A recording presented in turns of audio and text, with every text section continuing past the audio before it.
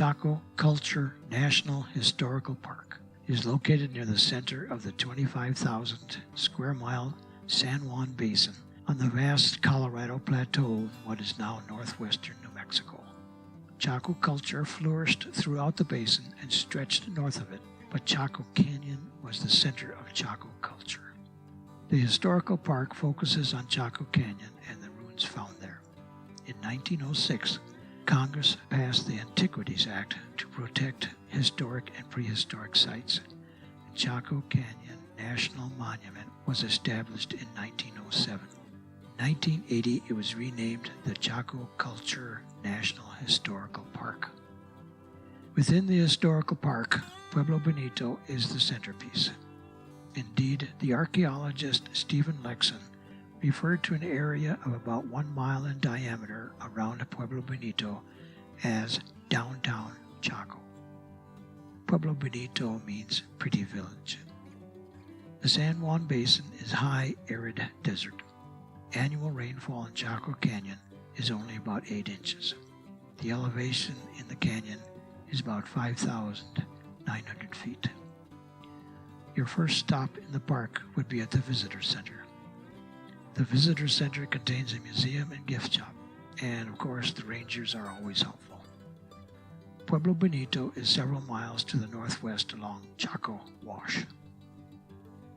This close-up shows the architecture of Pueblo Bonito.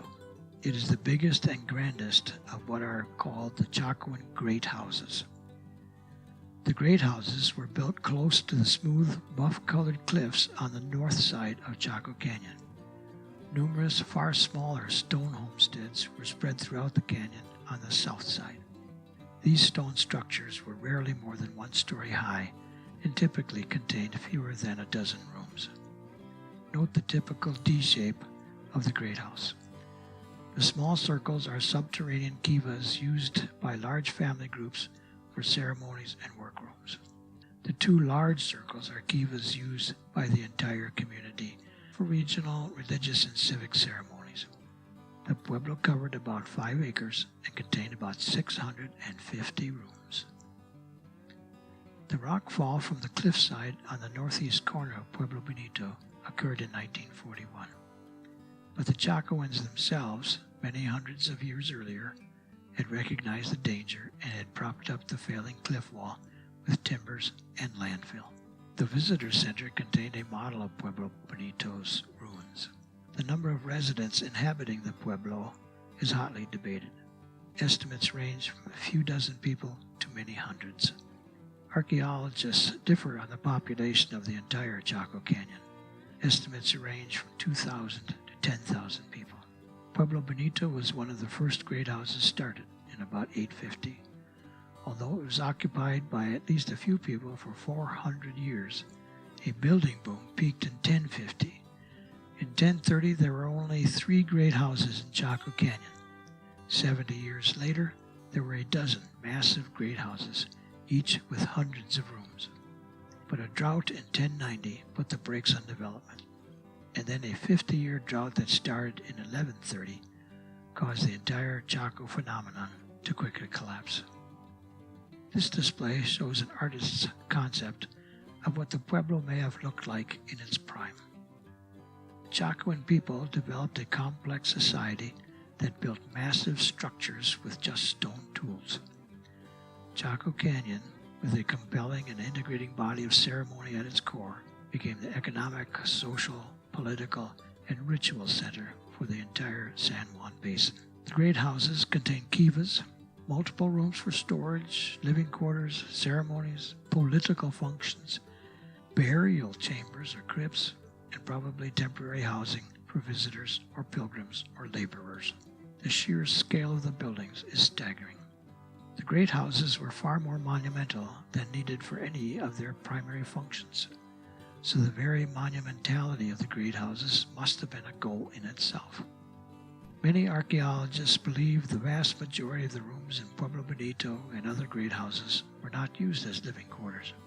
Excavations show a preponderance of featureless rooms. Apparently, far fewer people lived in the great houses than would be suggested by the number of rooms. That suggests further that the residents of the great houses were an elite class of Chacoans, an honored class of leaders who exerted control and direction politically, socially, and ceremonially, perhaps through their mastery of rituals deemed necessary by the general population to bring summer rains. Further evidence for a hierarchical society were the individuals buried in crypts in Pueblo Bonito, with rich arrays of grave goods, jewelry, decorated ceremonial staffs, and effigies inlaid with turquoise and shell, hundreds of turquoise and jet pendants, thousands of turquoise and shell beads, flutes, numerous cylinder jars, wooden prayer sticks. A few corpses were buried wrapped in feather cloth robes and cotton fabrics. Nothing like that was found in burials in the small farmsteads in the canyon.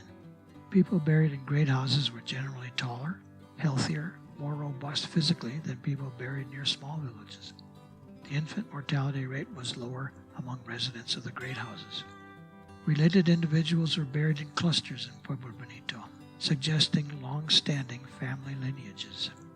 2 crypts found in Pueblo Bonito had scores of individuals in them. Furthermore, all societies have leaders. Building the great houses was enormously costly. They had to be planned, logistics managed, millions of building stones carved, intricate masonry executed. Other civic projects would also have required leaders and managers. You can clearly see wooden beams and poles used to support floors and roofs. The pueblo may have been 4 or 5 stories high at the outer rim of the structure. The great houses were a lavish use of lumber in an environment that was virtually treeless. Timber had to be cut from trees with stone axes and carried to the great houses from the Chusca Mountains 50 miles to the west. And Chacoans had neither beasts of burden or the wheel. Even very long, very heavy timbers had to be picked up and carried. It has been estimated that over 200,000 large logs had to be harvested to support all the construction in the canyon. You can see the ruins of the Pueblo Del Arroyo in the distance, and the parking lot that goes with it. The Chaco world was a farming world. The 3 primary crops were corn, beans, and squash. These 3 provide complementary amino acids and form a nearly complete diet. That diet was supplemented by what the Chacoans could gather or catch. Much of the harvest was stored in large potteriolas with stone lids and kept in storage rooms. Farming was conducted with irrigation. Runoff from the cliff tops was collected by dams and canals and extensive water control systems. The water was distributed into gridded farm plots, reservoirs, and mortar mixing areas. Mud was used as mortar in the walls, and the walls were plastered with mud. The sandstone cliffs are 300 feet high. In the distance, you can see the ruins of the pueblo called Chaco Canyon. Each story of the pueblo opened onto a terrace formed by the roof of the story below it. Ladders of lashed-together poles afforded access to upper levels and down into Kivas. There were no internal stairways, and there were very few external entrances. Note how the wall is wide at the bottom and tapers as it rises to support the weight of the upper stories. This is an impressive wall, still standing, with a little help from braces. As successive generations expanded the pueblo, the construction techniques improved. Compare this earlier constructed wall to this one constructed later. Because the climate is so dry, many of the original timbers used in the construction still exist. This allows for very accurate dating of construction using tree rings, a technique called dendrochronology. Chacoans built a road system radiating out from Chaco Canyon, apparently connecting far-flung great houses to each other. The roads, only visible from the air, were up to 30 feet wide and cleared of large rocks and debris.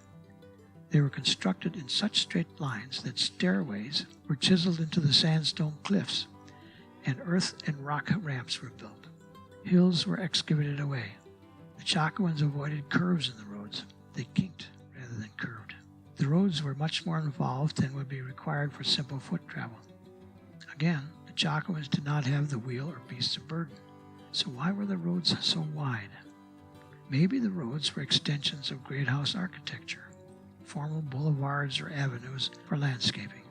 They may have been symbolic and even ceremonial. part of the repertoire of rituals. Perhaps the roads were monumental in the same way that great houses were more massive than they needed to be to serve utilitarian purposes. Perhaps they were meant for spiritual beings and not humans at all.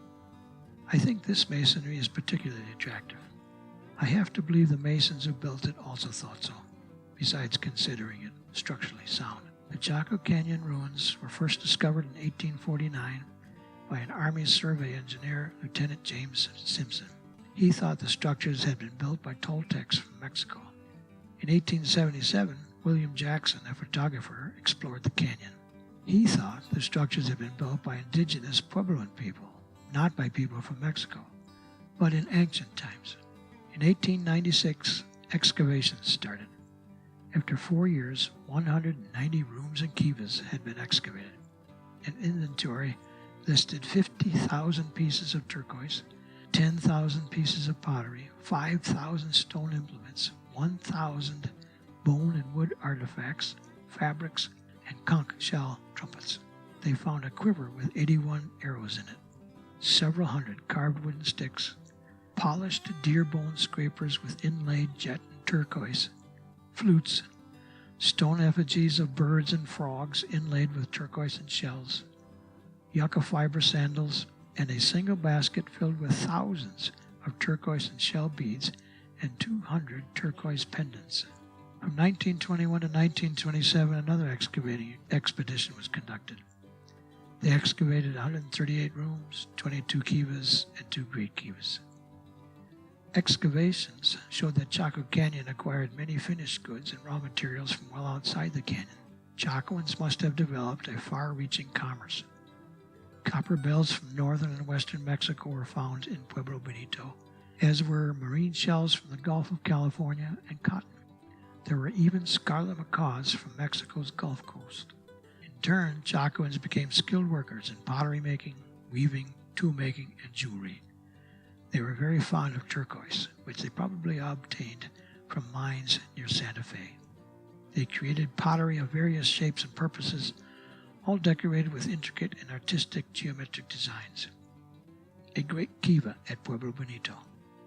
Kivas typically featured a central fire pit, a sipapu, which is a small hole in the floor or carved through a plank of wood to symbolize the origin of the tribe, 4 large sockets for the large timbers that supported the roof, a fire screen or deflector, and 2 vaults that may have been covered with wood and used as foot drums. A bench for sitting encircled the kiva's inner wall. The great kiva was 52 feet in diameter and 12 feet deep. Note this kiva had very tall supporting columns for the roof beams. This kiva's supporting columns, not so much. Interpretation of the Chaco Canyon ruins is controversial. Some archaeologists don't accept the concept of a highly stratified society. Rather, they view Chacoan culture as having had a variety of leadership roles dispersed among great houses throughout the region.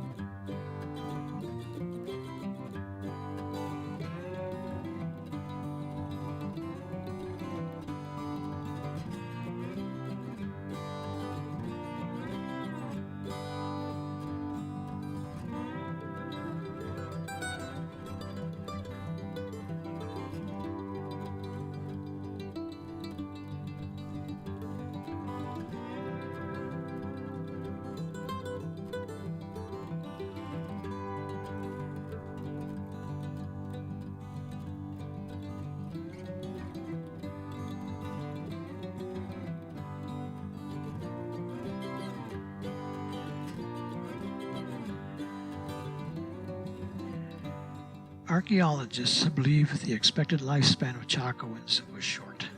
The average Chacoan lived about 27 years. Only 5 to 15% of the population reached the age of 50. Infant and child mortality were especially high. A disproportionate percent were women of childbearing age. Childbirth was hazardous.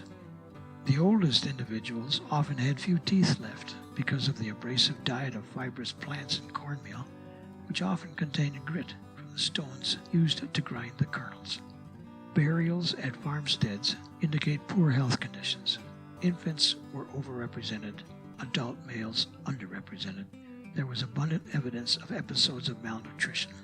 Most adults showed signs of starvation lines in their teeth. Farmsteads were unfortified. The great houses did not have defensive walls. There was no evidence of a large armed warrior class. Note the arrow. I couldn't resist following that invitation. Inside the structure was a labyrinth of connected rooms. I had a feeling of getting lost. Note the uncommon corner window. Here is a very distinct line of timbers supporting a floor. With the drought of 1090, and especially the seemingly interminable drought started in 1130, the Chacoan world proved fatally vulnerable. By 1090, the Chaco world had grown large, complex, and crowded. Firewood, clean water, game, and wild plant food had all become scarce. High populations, depleted resources, and a society too complex for its environmental situation could also have been factors in the collapse. Other possible factors were misuse of farmland, divergence of wealth leading to the desperate economic and nutritional status of small farmers, loss of community, and inability to deal with the long-term droughts, and excessive demands of massive infrastructure projects. Whereas other Puebloan people invested minimal effort in building dwellings, storage rooms, and kivas, the Chacoan people devoted an extraordinary amount of time and labor in their efforts, but investment in great houses that produced no food was not the way to fend off starvation. Farmers in the small farmsteads who grew all that corn, squash, and beans left. Even in good times, Chaco Canyon provided a marginal farming potential. In bad times, it was a disaster. The farmers simply got too little back from their efforts to carry on. Roads, rituals, and great houses were of no practical value to the farmers after the droughts of 1090 and 1130. The society overreached, became so fragile and brittle because of its unsustainable formula of great houses, rituals, and roads that the severe droughts undid it completely. Abandonment of many settlements was not partial but complete. Outward migration was all or nothing. Chacoan culture was an amazing burst of human achievement. It would seem very unlikely that Chaco Canyon, with its long winters, short growing seasons, and marginal rainfall, would become the center of a complex civilization and regional culture. But it did. Ancient farmers in the American Southwest gathered the knowledge and power to create the grandest regional social and political system in prehistoric North America during the 10th and 11th centuries. From 1020 to 1130, the entire San Juan Basin and adjacent foothill country became interconnected into one remarkable and vibrant regional culture. They produced a spectacular architectural achievement while living a Neolithic lifestyle with no metal tools, no wheels, no form of riding, no beasts of burden. Chaco Canyon was the setting for the most breathtaking collection of buildings of the entire prehistoric epoch in the American Southwest. Chaco culture left behind for future generations the remnants of some of the most spectacular pre-Columbian buildings in the United States. By the 1170s, Chacoan society was but a memory. The open Chacoan communities in the basins were gone, followed by generations of isolation and warfare. The whole structure of Chacoan society had been based on open, unfortified communities. Chacoan society had been reasonably calm, orderly, and safe. People had moved freely along those roads. But the 2 centuries following the decline of Chacoan society were the most violent and tragic in the Southwest's human history up to that time. But the Chacoan people didn't disappear. They left. Chacoan society dispersed. The Hopi of Arizona, the Navajo, and the Pueblo peoples of New Mexico all considered Chaco Canyon to to be a part of their ancestral homelands.